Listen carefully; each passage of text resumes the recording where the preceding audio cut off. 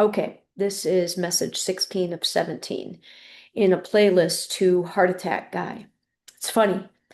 17 is his number. I won't say why. And so when I first intuitively followed the guidance, higher guidance to capture recordings in the moment, sort of tracking this journey with him, 17 was the total number of videos that I intuitively felt was, and again, it wasn't like a super intuition given that this date meant something to him and it was a number that was in sort of a decent number of range of videos to track something, right? Like a story, right? And some of the videos are under 5 minutes, some of them are a little bit longer, but they're all for Alyson relatively short. Um, I have sort of been stuck on 16 for quite a few months, meaning twice, two or three times, I remember thinking, maybe I should capture this. Maybe I should capture this in the past few months as it pertains to the very specific nuanced experience with you, because I am still going to direct these videos directly to Heart Attack Guy, even though I think there's a less than a 0.001% chance that this guy will ever watch any of these. But he has been the inspiration for these. He has been to date one of, if not the greatest teacher for me. And I just jumped to speaking about him in the third person when I said I was going to speak to him directly. You've been a huge teacher for me, what I call the backwards teacher, because I certainly wouldn't have consciously chosen to learn these very, very painful, deep lessons in this way. But as is often the case, the greatest lessons, for me at least in this lifetime, the greatest growth, the greatest lessons have come from the most challenging experiences of my life. And often the challenge is correlated with pain. I'm trying to shift that correlation, challenge being associated with pain. And I'm also been consciously shifting the orientation of Allison's life, where she used to look for the greatest challenges and now is no longer interested in making anything more complicated or complex than it needs to be. So there's just so much chock full in the evolution of me that has taken place as a result of a relationship with you. A one-sided relationship, as it would end up in most cases, but nonetheless, tremendous growth through tremendous pain. And I am emerging in not so small ways as a completely different version of myself. And sorry to go off on tangents, 16, I had thought that I was going to capture a couple video 16 two or three times in the past few months. And now, with the current status of where we are, this is coming through as the 16th video. Consciously, I had to release you. I I didn't want whatever we were, I didn't want it to end. I needed it to change. The difficulty I had and the number of times I tried to pull away from the relationship while your dad was still alive, and the number of times that one way or another I would get pulled back in, but I knew it needed to change. I knew that I was selling myself out. I was going against my soul. I was going and what I was accepting from you. And by continuing to engage in the dynamic as it was, and when I tried to express something anywhere near discomfort emotionally, you were not there. That was me selling myself out slowly and really losing myself slowly. And I knew it was happening. I knew it was happening months and months ago, but I couldn't seem to pull away. And I knew that when your dad finally passed, that was when there was like very soon thereafter, I had to change what our dynamic had become, because it was not something working for me at all, and really had never been working for me. Um, and my wounds, my desires, my connection to you, I still believe we had a lifetime together, at least one. I still feel as if I saw your soul. I don't I do believe on a couple of the instances where I felt it, if only for split seconds, you felt something that was unfamiliar and deep. And you've been terrified of it, but I do think you've felt it. I'm gonna say 3 times is what I'm gonna say, and my final video will probably be going through the 6 or 7 times that I felt like I touched your soul, where it was enough, where I knew there was enough there that you felt something. And if you could just for 1 minute get over your inability and unwillingness to be uncomfortable, most notably with your feelings, I believed I would have been able to guide you through, really, really seeing greater as the person I saw, seeing yourself in a way that I don't believe you've seen yourself. And I've grown to understand, I don't know that it's arrogance. It's more from my wound as a child, being in a broken family, and in some way feeling as if it was on me to, at a minimum, not make the break any worse, and potentially to try to heal that rift, to be the harmonizer, to be the healer.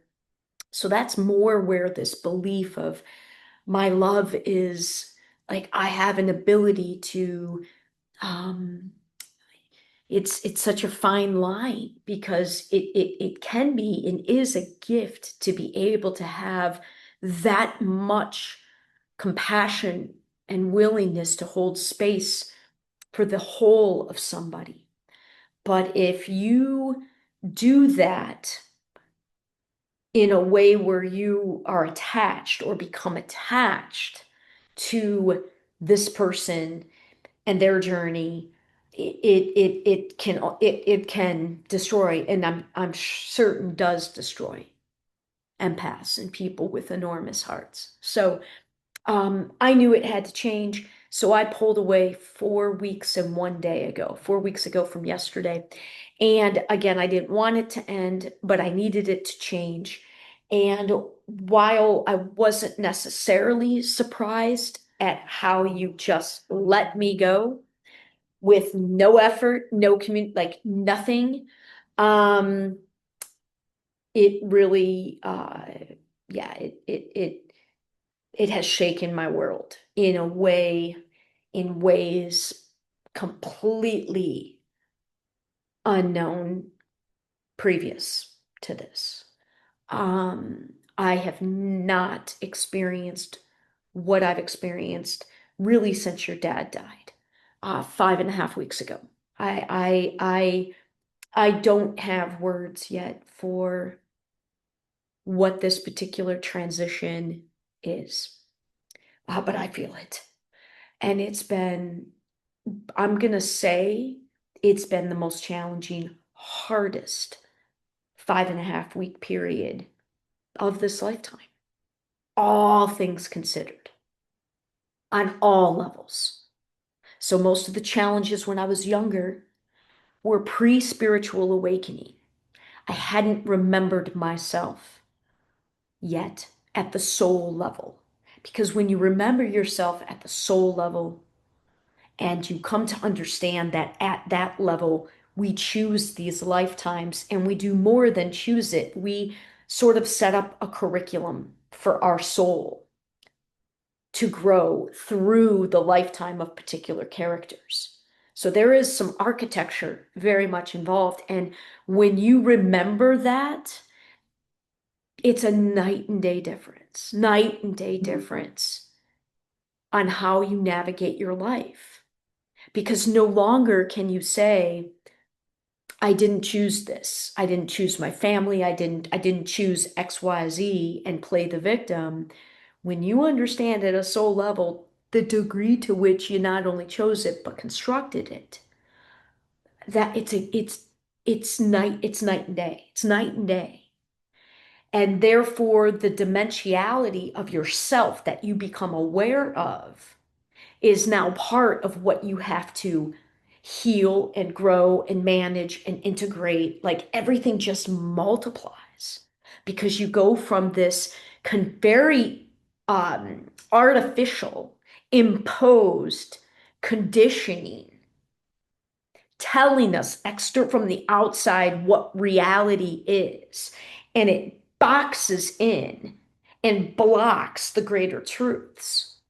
So part of the awakening is breaking through these false limitations, these false illusions. I mean, you get into some metaphysics when you start talking about the fact that it's all illusion in this realm.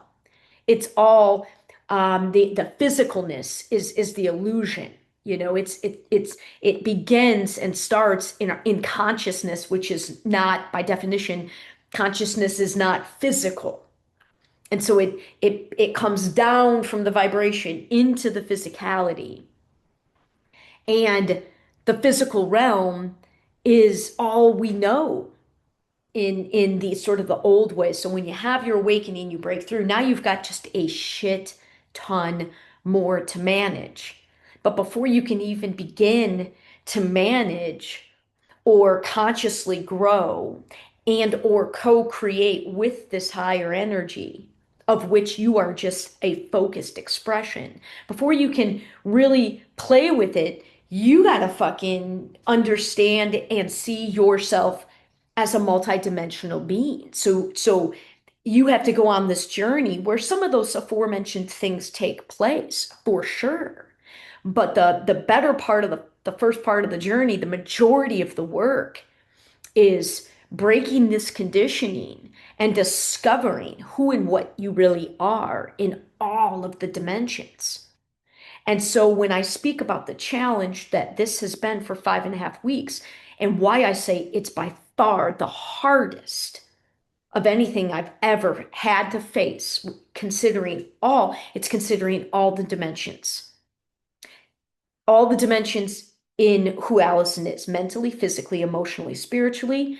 It's considering my awareness of the greater reality, which admittedly is still a fraction. Like I understand that as much as I know now compared to before is so much more than the limited way I understood reality before, but it's still minuscule to what all reality is, and so it's in having that awareness and then still trying to navigate through the limited character of Alyson, right? In a world where the external only sees Alyson as the character, not as the greater soul. So it's literally dancing between dimensions. It can be very challenging to not kind of lose yourself, go crazy, like lose your grounding, and on top of that, I've got the birth of a business that literally has me traversing the country, which, literally adds insane challenge to the mix. So, and when I took this step, I knew I had to take it. It was a week, 9 days after your dad had died. I'm bouncing back and forth between speaking to you generally, specifically, because now I don't know what this video is going to be honest. I truly don't. I haven't done a video in months. I haven't done a video on this new computer. I'm not particularly liking the way Zoom is behaving. So I don't know what this video is going to do other than thank God it's the first time yesterday was the first day I felt even remotely like me in 5.5 weeks. And when I even say that, that doesn't even make sense to me anymore because I'm telling you how I'm emerging as I put myself back together because my heart was destroyed in the past 4 weeks. When I said to you what I said to you on my porch 4 weeks and 1 day ago, and once again you made an empty promise that we would speak further. What has transpired in those 4 weeks? I had no realization that my heart could break in that many pieces. I didn't. I had been drastically underestimating the magnitude, the type, the specificity of the love that I was giving to you and the extent to which I was selling myself out when I kept giving, knowing you were taking it entirely for granted and manipulating me and using me and lying to me and leading me on. And I knew it. And I could not make the break until your dad died.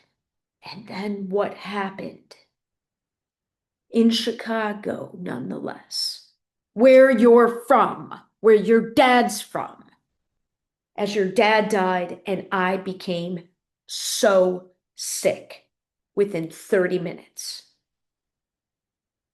And then what happened 2 days later, and what you revealed again when you came over as I'm like feeling like I'm dying on my couch, trying to recover in 29 hours between one flight and having to get on another flight.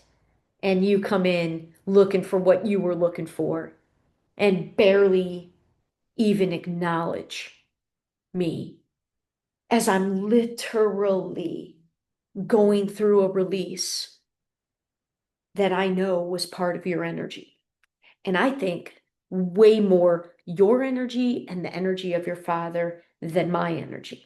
And my inability to protect myself and my weakness of getting attached and how attached I had become, believing it was connection. But once again, that is such a fine line.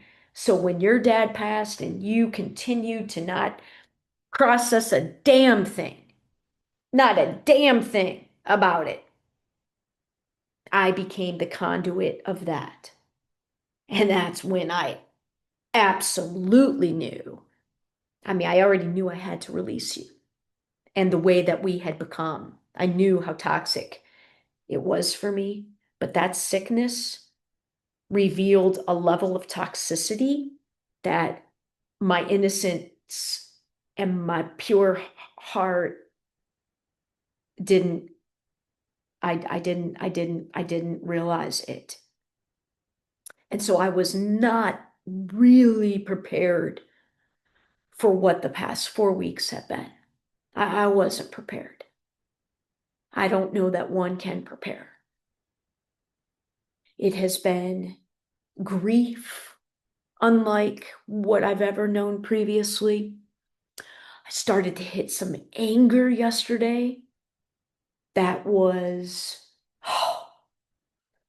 um, and the depth of revelations about myself, unbeknownst to me, still prior to this, that all means I have nothing but gratitude to you for playing this role in my life.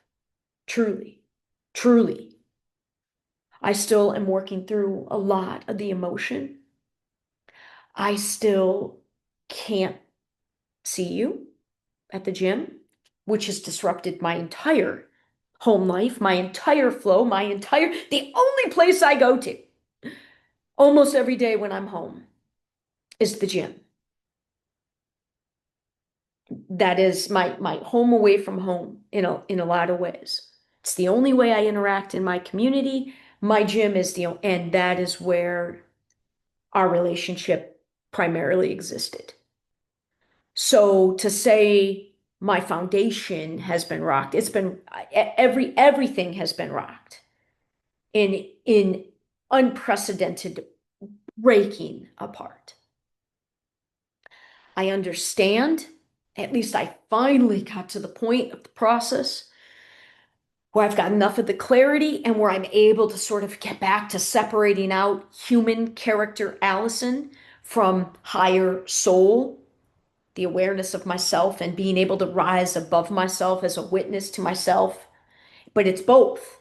Again, the dancing between dimensions, the multidimensionality reality of who we are and the reality we live in. It's and everything is and both.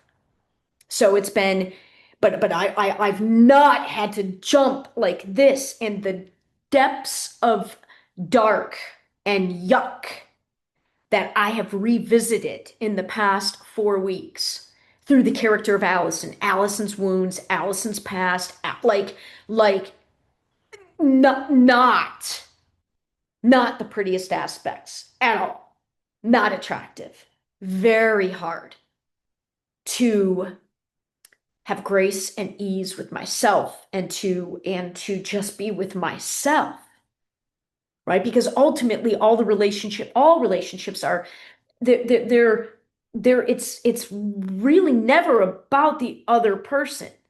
It's about us. The other person and the energy exchange is integral. And that's why I don't even understand why well, I know why I stuck with you as long as I did. I do know, because of that fucking hospital and the heart attack and you calling me and me staying there with you and what I experienced.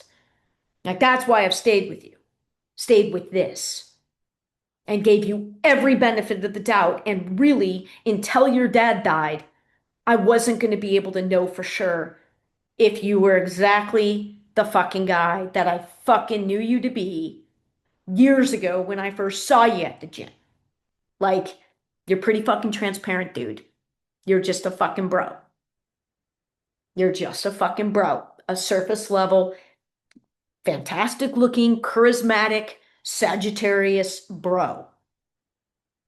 I knew that. But I've got this gift and curse that allows me to see beyond that bullshit. But I do not, if the lessons are immense, but one of the biggest ones is I have zero interest in interacting any more than I absolutely have to in navigating as a human being. I do not want to interact with people at great length that aren't conscious creators, like who understand and have remembered them. And that's what we're shifting into, folks. That's what we're going through right now. And rest assured, the craziness on the planet, that is the ascension of and the evolution of our species and the expansion of our planet, and by extension, everything on the planet, least of which us. And we are at a precipice point of conscious evolution. Conscious evolution. Is everybody going to that version? Absolutely not. Absolutely not. Plenty are going to go and reincarnate in another life, and just like with this one, have no memory of anything, and it'll be fine, and it's great, and there's no right, and there's no wrong, and there's no better. But I know which version I'm on. I know where I'm going. And where I'm going, the frequency, bare minimum frequency for things to physically manifest is rising from the bullshit bare minimum of this current bullshit realm. And a lot of this horse shit, greed, war, division, like a lot of these lower frequency energies cannot survive where we're going. And therefore, it makes perfect sense that the remnants of those things, it has to come to the surface to be transmuted, to be healed, to be let go, to be, so your lack of conscious, creation as a human being made the surface level. I've kind of lost my train of thought. There was something there about the greatest lesson being one of the greatest lessons being that I I knew the level to which you were not capable because you haven't remembered yourself. You're playing the character in the human game. You played the bro game incredibly well. Master. You're a master player in that realm. But when one, really sees from the higher realms, it's like child's play, right? And I'm not trying to be an asshole, but like I said, I saw through you from moment one, right? But that heart attack and that experience in the hospital happening 4 days after the Kirk Gibson astounding story of synchronicity involving Kirk Gibson, that to me was God's spirit source whapping us on the head 2 times within 4 days, with statistical improbabilities crossing. I don't do well ignoring that. I don't do well ignoring that. So I know that's why this even began in the first place. But now's the time to continue to progress through, learn the lessons, share what I learned for sure. Because this, like I said, has changed me, and I'm going to emerge on the other side as a version of myself that I even haven't met yet. And that would be terrifying. I think it'd be more terrifying if it wasn't so clearly where I'm going as I heal from this, and because this has felt so it has been so uncomfortable and so painful for the past 4 weeks. I do not like the fact that yesterday was the first day I even remotely felt like, I was grateful for the anger because the anger felt better than the grief. And but it was the first day in 4 weeks where I could find some grounding, some solid grounding to begin to put the pieces back together and to merge on the other side. Because where I'm coming from is so shitty. It's causing this to be, I'm very eager to get here. I'm not afraid of the fact that I don't know what that particular combination of Allison on the other side of this is going to look like, sound like. I don't know. Um, but I'm so fucking ready. I'm so fucking ready. And the magnitude of the change within me that is already taken place. I told you that within the first weeks of our whatever this was, I was changed, let alone now after a full year. So I'm grateful. I'm grateful. I do believe it's a story to share. And everything that I have said in these videos to you, I said, and so much more to you, mostly in text and voice messages, but enough in person as well. You got so much.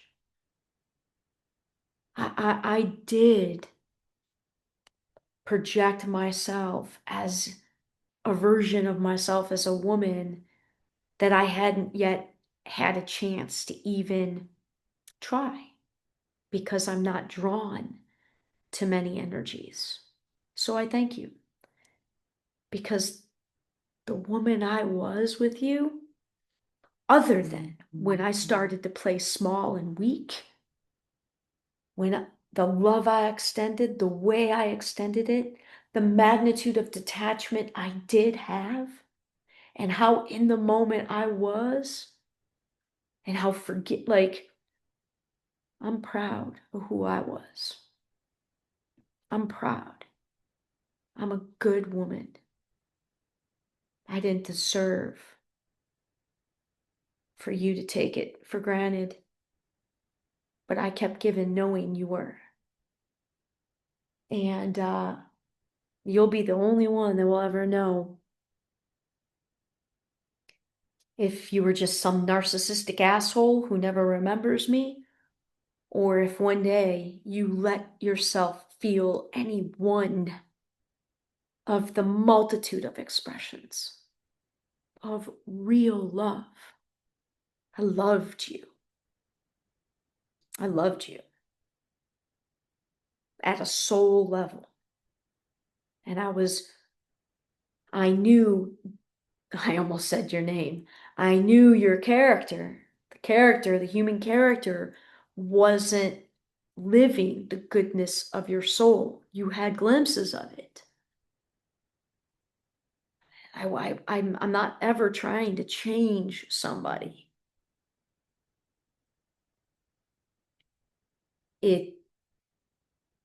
I'll leave it at that. I'll leave it at that.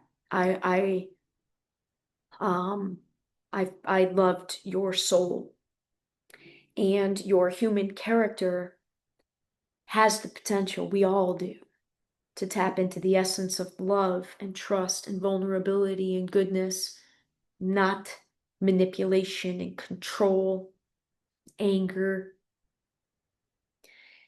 We all have that potential to tap into it.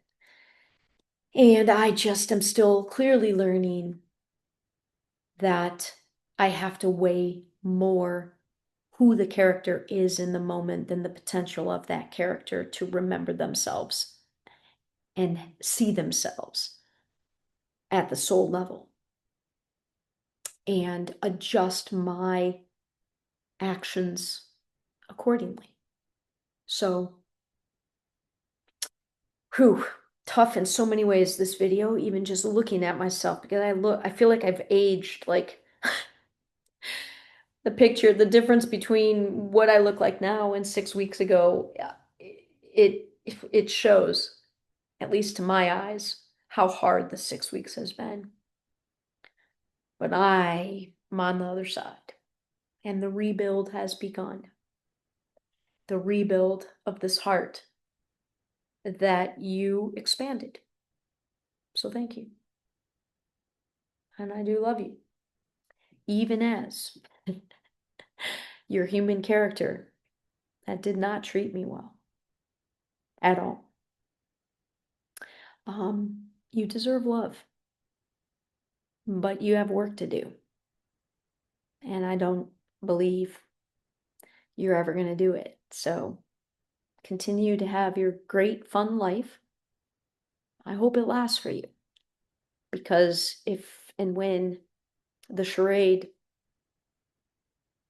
stops being visible to you, it might be hard, and I won't be there. The ship has sailed and gone in this lifetime for us. So good luck.